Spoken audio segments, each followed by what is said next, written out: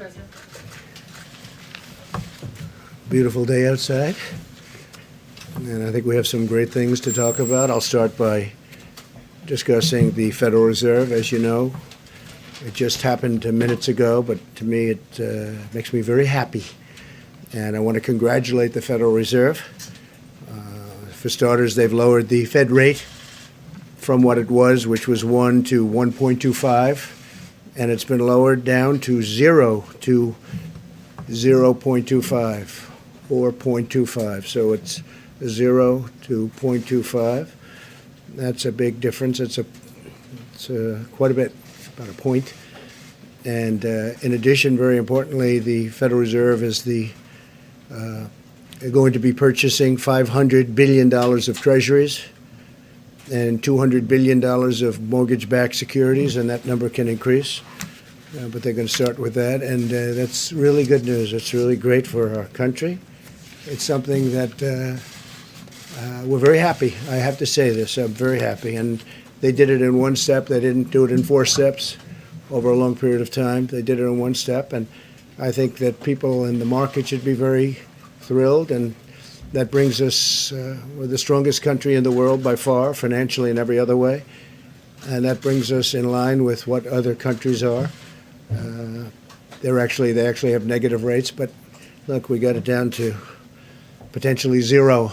So that's a big step, and I'm very happy they did it. And you will not hear anything bad about me unless it's about a month or 2 from now.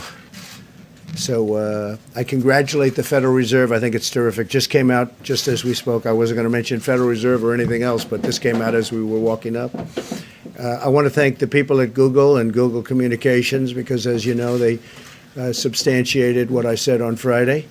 The head of Google, who's a great gentleman, called us and he apologized. I don't know where the press got their fake news, but they got it someplace. But as you know, this is from Google. They put out a release, and you guys can figure it out yourselves and how that got out. And I'm sure you'll apologize. But it would be great if we could really give the news correctly. It would be so wonderful. I just had a phone call with very impressive people, the biggest in the world of stores and groceries and all. And I'll give you the names. Dave Clark, Whole Foods. Mark Clow, CEO of Campbell's Soup Company. Brian Cornell, CEO of Target. Randy Edeker, Chairman and CEO, President of Hy-Vee. Jeff Hamerning, CEO of General Mills, great company. Kevin Burakan, President and CEO of Cisco. Craig Jelinek, CEO of Costco. Todd Jones, CEO of Publix Supermarkets. Donnie King, Tyson Foods. David McLennan, Chairman and CEO of Cargill. Rodney McMullen, CEO, Chairman of Kroger, big company. Doug McMillan, CEO of Walmart. He's been fantastic. Doug was here, as you know, on Friday, and he watched the market go up 2,000 points. On Friday, it went up 2,000, almost 2,000 points. Tard Vasso, CEO of Dollar General Corporation, and Vivek Sankaran, President and CEO of Albertsons. So these are all phenomenal companies. These are great companies. We had a long conversation with them, and they're going to work 24 hours around the clock, keeping their stores stocked. I would like to say that people shouldn't go out and buy. We're going to all be great. We're going to be so good. We're going to do what's happened with the Fed is phenomenal news. What's happening with all of these incredible companies is phenomenal news. But you don't have to buy so much. Take it easy. Just relax. People are going in and they're buying more. I remember, I guess during the conversation, Doug of Walmart said that they're buying more than they buy at Christmas.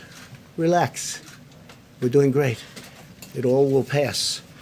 The folks that we spoke to, they've done a fantastic job. They're going to meet the needs of the public.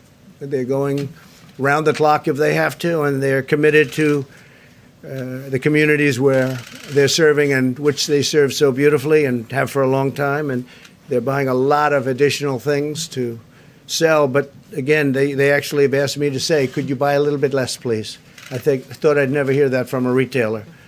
All of them are working hand in hand with the federal government as well as the state and local leaders to ensure food and essentials are constantly available.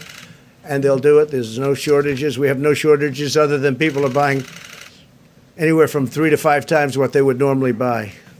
It's going to be there for a long time. We're doing numbers, and there's a pent-up demand that's incredible. When this passes, when this goes through, you're going to see numbers, I predict. I guess I'm allowed to predict just like Wall Street people are allowed to predict, and they're pretty much in agreement. You're going to see there's a pent-up demand like a lot of people, including me, haven't seen before. But this has to get through.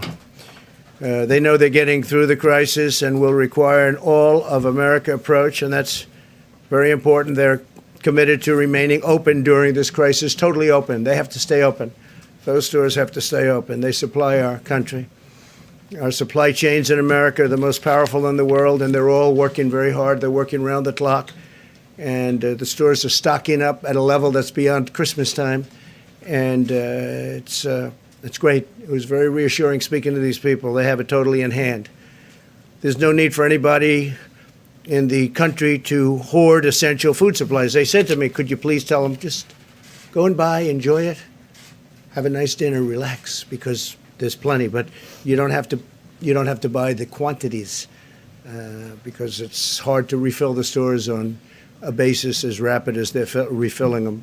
And we are using the full power of the federal government to defeat the coronavirus, and we will do whatever it takes, and we're doing, I think, really, really well. A lot of good things are going to happen. I want to thank all of the people standing behind me. You know, these are phenomenal people, and we have some of them right over here. But the people behind me have been working round the clock, and they're doing an incredible job. We see what's happening. We see what's going on in other countries. We're looking we're learning from watching other countries, frankly. There's a very contagious virus. It's incredible, but it's something that we have tremendous control of. I think very important, the young people of good health, and groups of people just are not strongly affected. Elderly people that are not well or not well in certain respects are really a dangerous group. We have to watch them. We have to protect them very much. We have to really watch over them and protect them because they are very vulnerable. And with that, if it's okay, I'm just going to go and make some calls. I'm talking about Federal Reserve. I think it's a tremendous thing that took place just now. I didn't know I would be surprised on a Sunday. I don't know if that's ever happened on a Sunday before, but I would think there are a lot of people on Wall Street that are very happy. And I can tell you that I'm very happy. I didn't expect this.